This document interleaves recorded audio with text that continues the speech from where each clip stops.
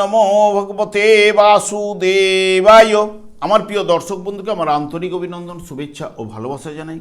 আমি আশা করি অনাদির আদি গোবিন্দের অশেষ করুণায় আপনারা সকলেই কুশল আছেন। আজ আপনাদের কাছে যে বিষয়টি নিয়ে আলোচনা করতে চলেছি, মঙ্গলের প্রবেশ নিজ রাশিতে অর্থাৎ মেষ রাশিতে 11ই মে 2026 থেকে 21শে জুন 2026 পর্যন্ত মেষ রাশিতে অবস্থান করবে। 3টি নক্ষত্রের মাধ্যমে রাশিটি অতিক্রান্ত করবে। তাই কুম্ভ রাশি বা কুম্ভ লগ্নের জাতক জাতিকারা আপনারা কেমন ফল পেতে চলেছেন তা আমি আচার্য কমল শাস্ত্রী আপনাদের কাছে এই ভিডিওতে বিস্তারিতভাবে আলোচনা করব। ধৈর্য সহকারে আপনারা ভিডিওটি দেখবেন। মঙ্গল যা নির্দেশ করে সাহস, বীরত্ব, প্রখর বুদ্ধি, যুদ্ধপ্রিয়তা, রোগ প্রতিরোধ করার ক্ষমতা, আত্মবিশ্বাস, সহ্য শক্তি ইত্যাদি ইত্যাদি, এবং নিজ গৃহে মঙ্গলের এই গোচরটি অত্যন্ত শক্তিশালী এবং জন্মকালীন যার অশুভ মঙ্গল দুর্বল পীড়িত থাকলে এবং দাম্পত্য কলহ, অপারেশন, অ্যাক্সিডেন্ট, কলহ বিবাদ, রাগের বশে যে কোনো অশুভ কাজ কিন্তু করে ফেলতে পারে।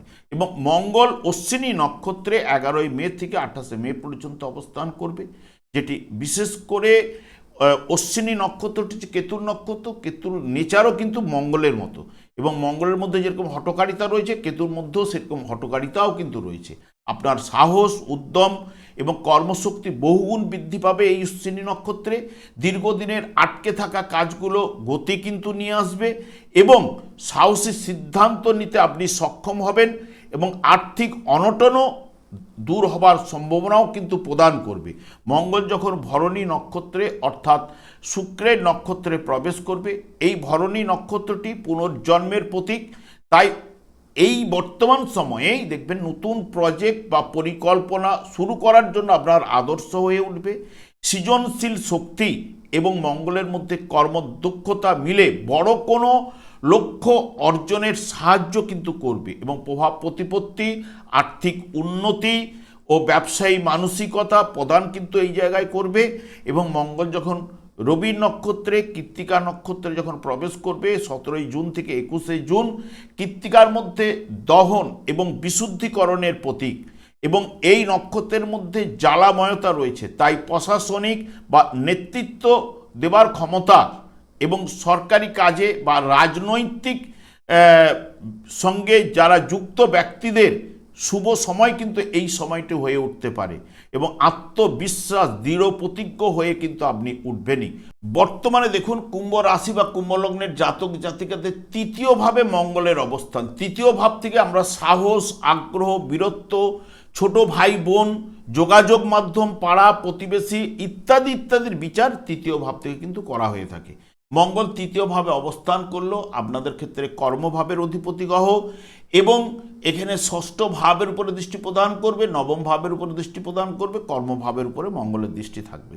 এবং মঙ্গল কেতুর নক্ষত্রে থাকায় কেতু সপ্তমভাবে অবস্থান করছে, রবিকে রিপ্রেজেন্ট করছে, যা মঙ্গলের অবস্থান যা আপনাকে সাহস, কর্মক্ষমতা কিন্তু বৃদ্ধি ঘটাবে। এই নক্ষত্রের প্রভাবে আপনি দ্রুত সিদ্ধান্ত নিতে সক্ষম হবেন, এবং যা কর্মক্ষেত্রে আপনার মান সম্মান কিন্তু বাড়াবেই, এবং আর্থিক লাভের সম্ভাবনা থাকলেও ব্যয়ভাব কিন্তু প্রবল রয়েছে। এবং মঙ্গল নতুন প্রজেক্ট বা কাজ শুরু করার জন্য প্রেরণা কিন্তু আপনাদের যোগাবেই, এবং ছোট ভাই বোন বা প্রতিবেশীর সঙ্গে মতান্তর কিছু না কিছু ঘটতে পারে, তবে ধৈর্য ধরে চললে ভালো ফল কিন্তু আপনাদের উঠে আসবে। মঙ্গল ও কেতুর মধ্যে হঠকারিতা যা থাকায় তাই তাড়াহুড়ো করে কোনো কাজ বা কোনো সিদ্ধান্ত গ্রহণ করা কিন্তু উচিত হবে না। যারা দ্রুত গাড়ি চালানো বা আগুন ব্যবহারের ক্ষেত্রে আপনাকে সাবধানতা অবলম্বন কিন্তু করতে পারলে আপনাদের ক্ষেত্রে ভালো। এই নক্ষত্রের মাধ্যমে যে গতিময়তা থাকার জন্য নতুন কিছু শুরু করার জন্য উপযুক্ত সময় কিন্তু হয়ে উঠতে পারে।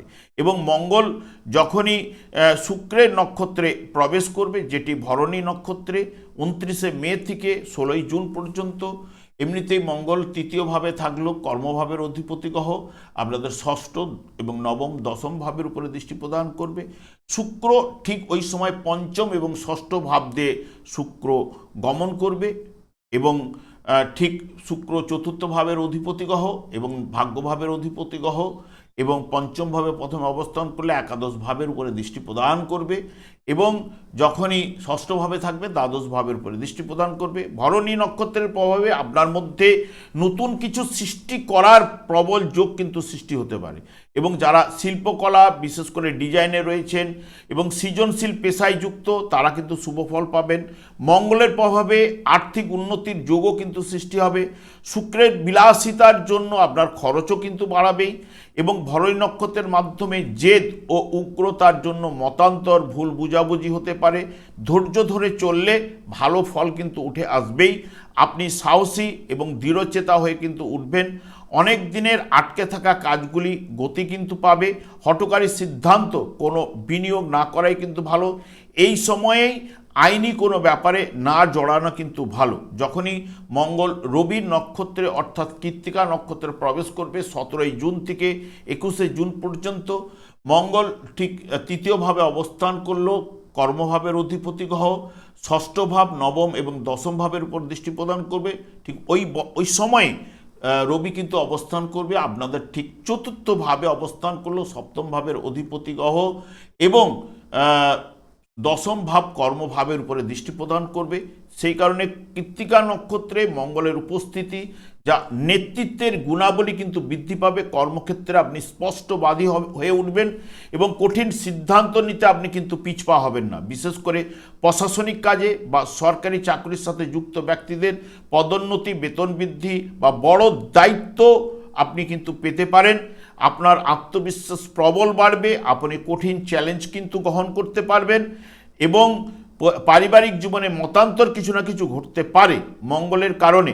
তাই ভাই বোনের সাহায্যও পেতে পারেন। অনেক সময় জীবন সঙ্গীর সহিত ভুল বুঝাবুঝি এড়িয়ে চলতে পারলে কিন্তু খুবই ভালো। এবং কাজকর্মে যোগাযোগ কিন্তু অতি অবশ্যই বাড়বে এবং যারা প্রতিযোগিতায় বসতে চান তারাও কিন্তু এই সময়ের মধ্যে সাফল্য কিন্তু উঠে আসবে। তবে ঝুঁকিপূর্ণ বিনিয়োগে বা হঠকারী সিদ্ধান্ত নিতে আপনি বিরত থাকুন। রবি মঙ্গলের মধ্যে তেজ এবং থাকার জন্য আপনার মধ্যে রক্তচাপ বৃদ্ধি করতে পারে, চোখের সমস্যা ভোগাতেও পারে। তবে কয়েকদিনের জন্য এই যে তৃতীয়ভাবে রবি বুধ মঙ্গল এর অবস্থান, তৃতীয়ভাবে এই গ্রহগুলি কিন্তু গোচর চলাকালীন শুভ ফল প্রদান করে। 11ই মে থেকে বিশেষ করে 15ই মে পর্যন্ত তিনটি গ্রহের যে সংযোগ ঘটবে এতে অনেকের ক্ষেত্রে অতি শুভ প্রভাব কিন্তু বিস্তার ঘটাবে।